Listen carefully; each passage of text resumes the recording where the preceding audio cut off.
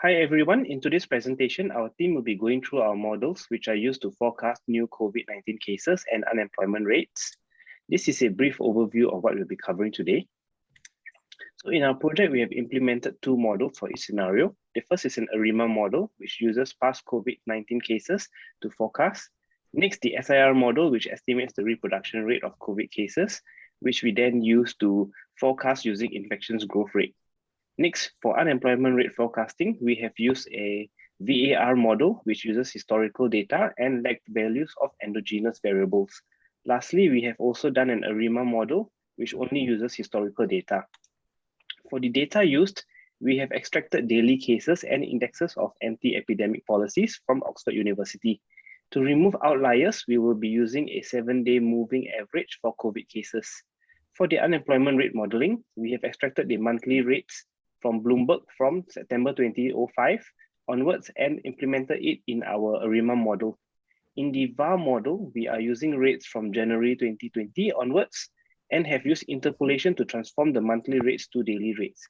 Next, I will hand over to Kosharia to present on our ARIMA model for COVID forecast.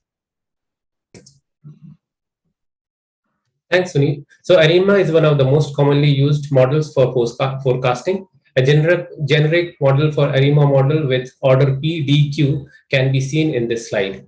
ARIMA model works best when the predicted time series is stationary. So we decided to perform ADF and KPSS tests and found difference of new cases were stationary. A visual analysis confirms the same observation. Based on this observation, we decided to perform model fitting on difference of new cases and keep D as 0. Next, we will look at P and Q of our model. First, we did auto ARIMA and got the results shown here. However, we were not satisfied with the order of P because PACF plots of time series show significant PACF for longer lags. Therefore, we decided to keep the P value equal to maximum lag where PACF is seen significant. We chose value of P of 15 for Singapore, 22 for UK, and 24 for US. You can also see that these lags are in order of size of country. We chose Q values suggested by auto ARIMA. The coefficients of the model can be seen in this slide. As required in the project, these coefficients were decided based on the time series till May. We can see the plots of forecasted time series of new cases, which show in the which show the trend. Sunil, can you show the next slide?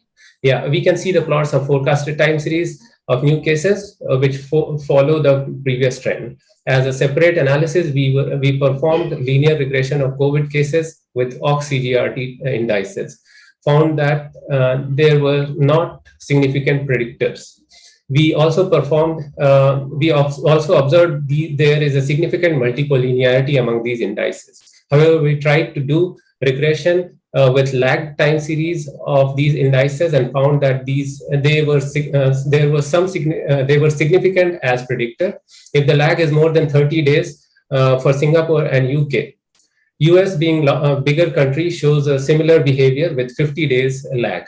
I will hand over to NK, who will talk to us about SIR next. Yeah. So SIR is widely used epidemic model, which has been used to model the outbreaks. Population is basically divided in 3 compartments: susceptible, infectious, and removed. Removed actually covers the recovery and the death as well. So if we see the below equations of di by dt, then beta actually represents the transmission rate, gamma represents the recovery rate, and if you think about beta by gamma, it represents the reproduction rate. So the infection case actually peaks when the recovery rate is same as the susceptible rate. The equation of the infection rate can also be written in form of growth rate as per below, which is gamma times RT minus 1.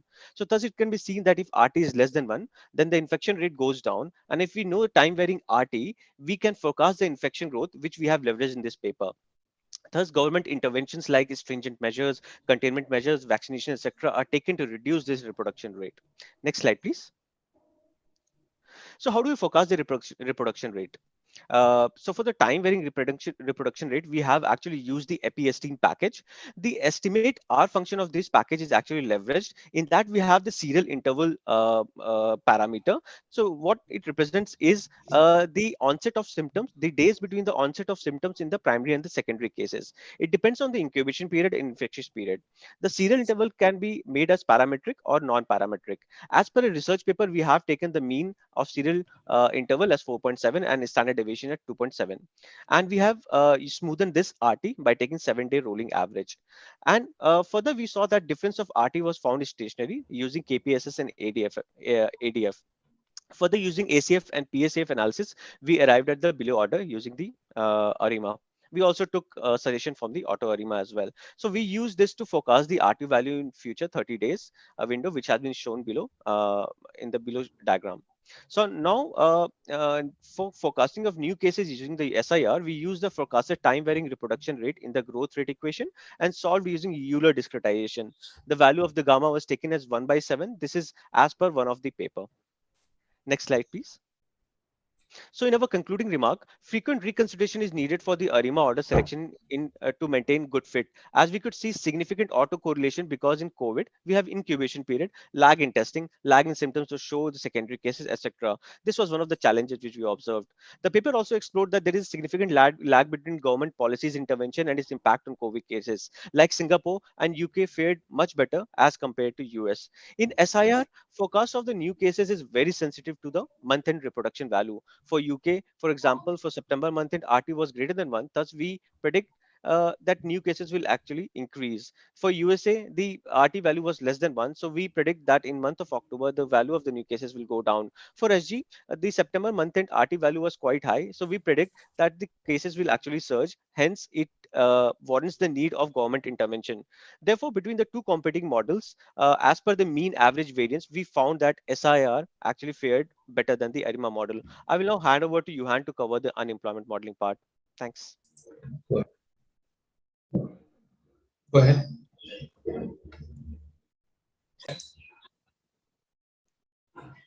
Let me go through the employment forecasting part. In our report, we also studied whether and how the COVID-19 situation affected the unemployment rate in 3 countries. To achieve this, a VAR model is employed and a RAMA model function as a basis model. First, we tested the stationarity, and order selection was performed by auto-RAMA, and following was the results for the employment rates by country. The EDF and KPS tests were performed on the residues of a RAMA. They both agree that the residues of a RAMA are stationary for the 3 countries, and it shows that a RAMA model describes the data well. The next part is a VAR model. Actually, a VAR model is a generalization of a RAMA models for univariate time series because they are considered both of their own history and the lagged values of all endogenous variables. That's why we tested the forecasting ability of VAR compared to a RAMA. This is the basic logic of VAR model. We took 2 variables, COVID cases and unemployment rate, that is K equals 2 in our model. First, we made the endogenous variable stationary, and then we considered the long-term mutual effects between the 2 variables as well as the short-term ones, because at first we didn't know how long the dynamic last for different countries. For the short term, we set the max lag to 30, which means we consider the effects within a month. And for the long term, we set the max lag to 90 days, which means we consider the effects up to 3 months. And below is the result. We can see that VR models predicted the rate would decline. And next is summary part. Next slide, yeah. According to the comparison results for the 2 competing models, we found that VR model actually improved the forecasting accuracy. There are some remarks we mentioned earlier. It's worth noting that in Singapore and US, the dynamics lasted longer than that in UK. And the significance of lags of VAR model shows that the dynamics of employment rates and the COVID cases has greater importance in Singapore than that in US and UK. And this concludes the presentation. Thank you all.